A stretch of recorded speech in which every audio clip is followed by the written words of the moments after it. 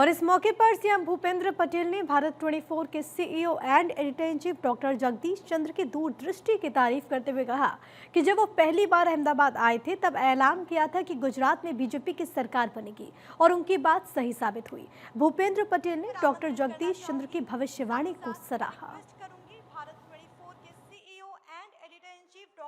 वक्त हूँ मळ्यो सीएम थया पछी जगदीश चंद्रजी ने એ વખતે ઇલેક્શન આવતું હતું ગુજરાતનું, એટલે ગુજરાતનું એમણે પ્રિડિક્શન કરી દીધું હતું કે ફરીથી તમે બેસો છો, ભારતીય જનતા પાર્ટી ફરી બેસશે, એટલે અહીંયા કીધું ને કે એ પ્રિડિક્શન કરે એટલે આપણે શાંતિ, એટલે એ વખતથી પરિચય થયો એમને. મારે જ્યારે જ્યારે મળવાનું થયું ત્યારે આવી રીતે જ મળવાનું થયું છે. હું એમને આમંત્રણ આપું છું, આજે ઓફિશિયલ આમંત્રણ આપું છું કે આપ ટાઈમ લઈને આવો અને સાથે, અને જો ફેમિલી આવો તો અમે ગુજરાત તમને આખું ફેરવીએ. और सीएम भूपेंद्र पटेल ने गुजरात के विकास के लिए पीएम मोदी का शुक्रिया किया। मोदी सरकार के 11 साल पूरे होने पर जन कल्याणकारी योजनाओं की सफलता और पीएम मोदी के नेतृत्व में भारत के विकास की क्षमता की भी तारीफ की।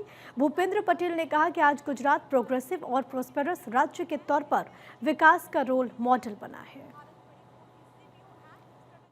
विश्व नेता ने यशस्वी वडाप्रधान श्री नरेंद्रभाई मोदीना नेतृत्वમાં દેશની સેનાએ આતંકવાદીઓના કેમ્પમાં જઈને ઓપરેશન સિંદૂરની સફળતાથી પાર પાડ્યું છે. આ શૌર્યસભર સફળતા માટે ભારત 24ના મંચ પરથી સમગ્ર ગુજરાતની જનતા વતી વડાપ્રધાન શ્રી નરેન્દ્રભાઈ મોદી સાહેબ અને સેનાના સૌ જવાનોને ખૂબ ખૂબ અભિનંદન પાઠવું છું. આ પ્રોગ્રેસિવ ગુજરાત કોન્ક્લેવના આયોજન માટે પણ ભારત 24ની સમગ્ર ટીમને પણ ખૂબ અભિનંદન પાઠવું છું. ભારત 24ના logo vision of new India એ વડાપ્રધાનશ્રીના વિઝનને સુસંગત છે. વડાપ્રધાન શ્રી નરેન્દ્રભાઈ મોદીનું વિઝન છે 2047 સુધીમાં ડેવલપ ઇન્ડિયા, વિકસિત ભારત. વડાપ્રધાન શ્રી નરેન્દ્રભાઈએ વિકાસ માટે પીસ, પ્રોગ્રેસ અને પ્રોસ્પેરિટી ફોર્મ્યુલા આપી છે. તેમના નેતૃત્વમાં આપણી સૈન્ય શક્તિએ કરેલા પરાક્રમથી દેશમાં પીસ છે, આંતરિક સુરક્ષા અને સલામતી સાથે શાંતિપૂર્ણ માહોલ છે. જલ કલ્યાણકારી યોજનાઓની સફળતા અને ઇન્ફ્રાસ્ટ્રક્ચર ડેવલપમેન્ટના પરિણામે પ્રોગ્રેસ છે. આપણે ચોથી અર્થવ્યવસ્થા બન્યા છે તે પ્રોસ્પેરિટી પણ દર્શાવે છે. વડાપ્રધાન શ્રી નરેન્દ્રભાઈ મોદીની પ્રો પીપલ પ્રો પુઅર ગવર્મેન્ટના 11 વર્ષ પૂર્ણ થયા છે.